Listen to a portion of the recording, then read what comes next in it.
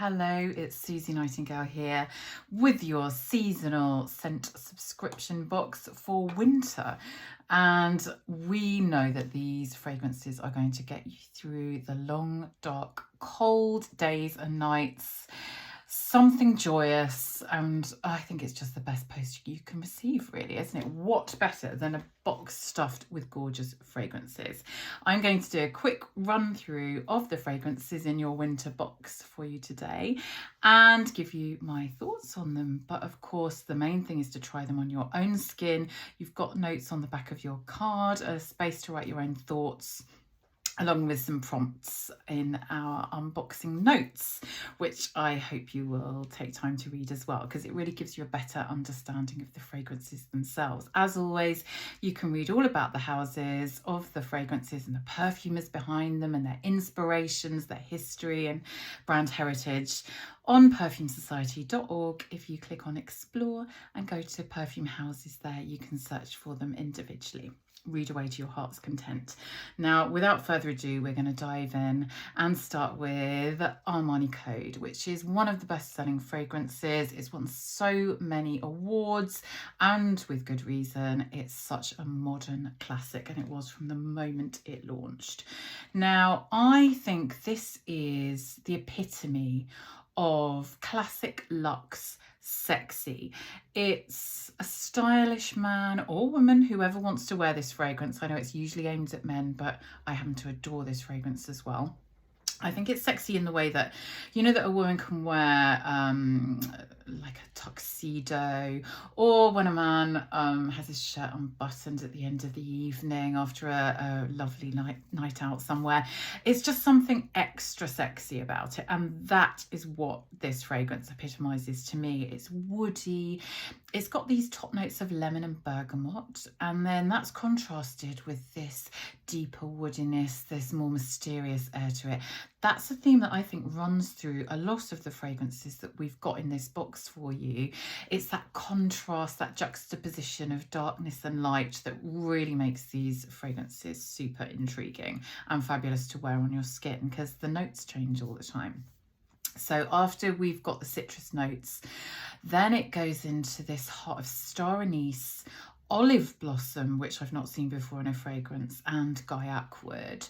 And then things get really deep and interesting with the tobacco-y tonka bean leather base.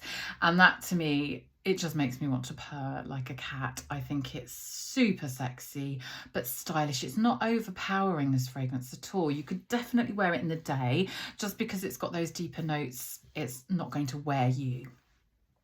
Another incredibly chic fragrance is the Brioni Intense, which we love this house.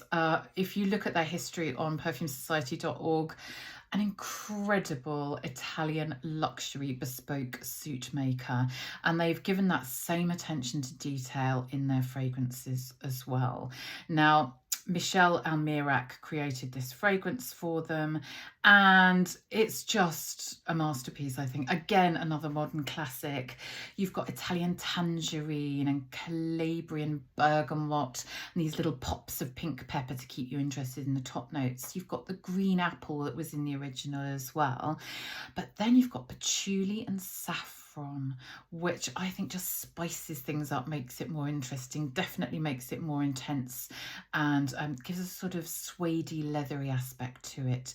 Perfect for this seasonal box. Now, right in the base, we've got agar wood, which is also known as oud. But if you've smelled ouds before and you don't like them, don't run away from this one. Definitely try it on your own skin and see how it melds with your body chemistry, because this is not an aggressive oud. It's not in your face. I think the contrast of the notes in this are almost like a beautiful dark fabric, a wool fabric that's been cut to perfection. And then when you open the suit, it's got this sort of silky moire lining that the house are known for, and it adds that bit of fun. It's got a bit of playfulness about it, a slight sauciness beneath the exquisitely tailored outside. I love that. Now, if you're ready to party, Carolina Herrera, good girl. And can we just, for this Oh, I think collectors will be going crazy for that size. Everything they do is so well designed, and this is a stunner of a scent. It's Givaudan's Brilliant Nose Louise Turner in this, and she deliberately contrasted again darkness and light because it's so satisfying to have that tension within a fragrance. Like artists use light to throw forward shadows and darkness to intensify the light, and that intensity is what she's played with here, those contrasting elements. So we've got roasted cocoa and coffee beans, and then this toasty, nutty tonka bean deliciousness that just makes you want to eat your own wrist off. Don't do that. And then that's contrasted with this tuberose crystal note, which was especially created for the fragrance, which is this pure, clear, like a drop of liquid white within the darkness of the fragrance. And it sparkles. It's a dancing on a table fragrance. It's clinking your cocktail glasses with your friends fragrance. Definitely a party girl, flirty, vivacious and fun. Now, do not run screaming for the hills with the next one. It is Malin and Goetz Cannabis, but you're not going to get high on it basically, so don't worry. When cannabis is used as a note within a fragrance, they take all of the THC, which is that drug element, and illegal still in the UK. So if a cannabis note is used in a fragrance, it's just as a note. You're not going to get any of the other side effects. So sorry if that also disappoints you. But this does not smell as dark and dangerous as it sounds. So fascinatingly, I think you'll find that this is much lighter, much more sophisticated than perhaps you might have imagined if you'd not smelled it before. It's herbaceous, it's got black pepper and orange and bergamot in there. So again, that sort of the darkness of the pepper and the citrus works beautifully. But then it's got magnolia in there along with the cannabis, and muguet, which is also known as lily of the valley, which is such a delicate sort of feminine beautiful note in a fragrance. And then in the base we've got patchouli and sandalwood and cedarwood, so again it's a lovely warm woody base that's going to hug you. But I think it's intriguing, it's soothing. Those herbaceous white floral notes as well really come through, and I think it will fascinate you. Now here is one that I have absolutely fallen madly for. I think you will as well. It's Manos Gerakinis Methexis. I hope I'm pronouncing that correctly, Manos. Apologies if I'm not. Now, Manos is Greek and proudly so, and this is the first Greek fine fragrance niche house, which is incredible. And he loves using notes within his fragrances that really showcase everything about Greek history and ancient Greek and the modernity of Greece as well. So there's fig within here. Of course, he had to use fig. There's dried fruits as well, and this honeyed sweetness with cacao, the sort of chocolatey note, and cinnamon and cedar, but everything is shot through by this amazing black currant note, which just again adds a clarity. It stops it being too sweet. It's not sickly. It's a grown-up sexy gourmand, and I think this is indulgent. It's incredibly balanced, and I think it's a very sensuous fragrance, one to wear and savor, definitely. Now here is a perfumer who we've recently welcomed to the Perfume Society website, and we're thrilled that she could put this sample in your box because Maya Njai is an incredible artist and photographer. She worked in a studio first of all and created fragrances to go with her art pieces, and people loved them so much they begged her to make them into fragrances, and so she launched her fragrance house eventually.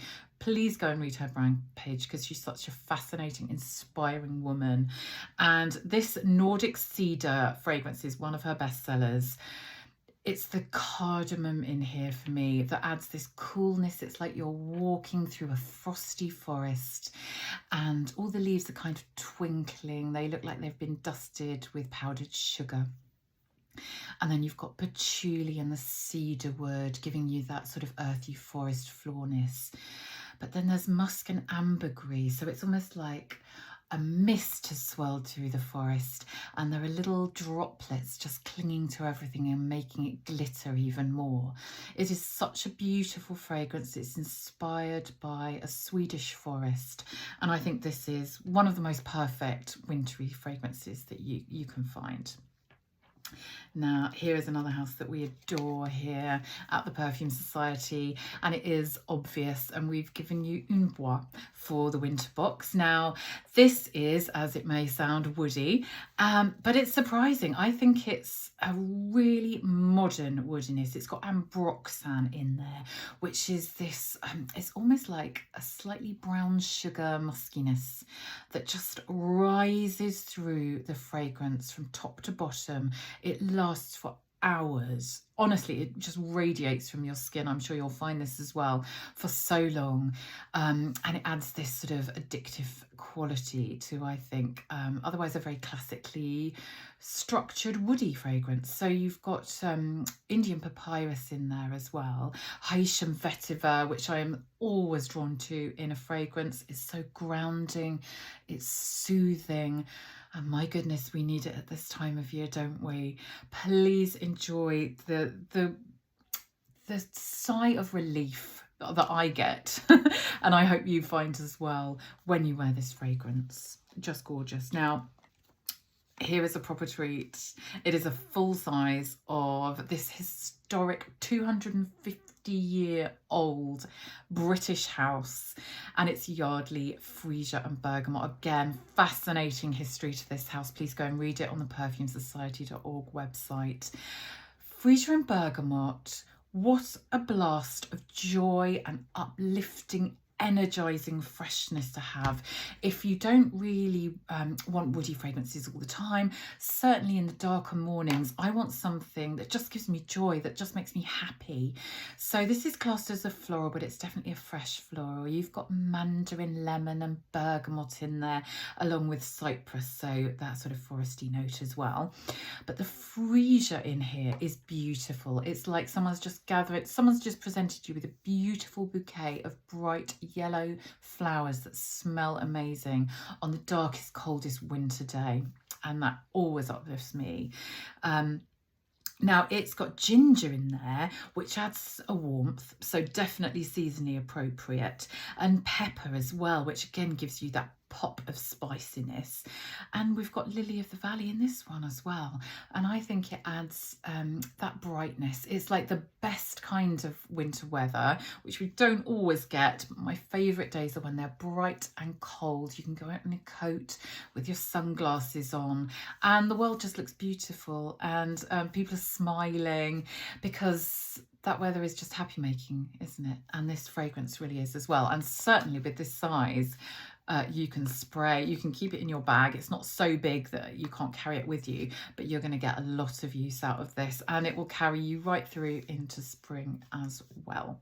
We really hope that you enjoy exploring your own winter box, and do get in touch with your favourites and what you thought of the fragrances. We can't wait to hear from you. Until next time, goodbye.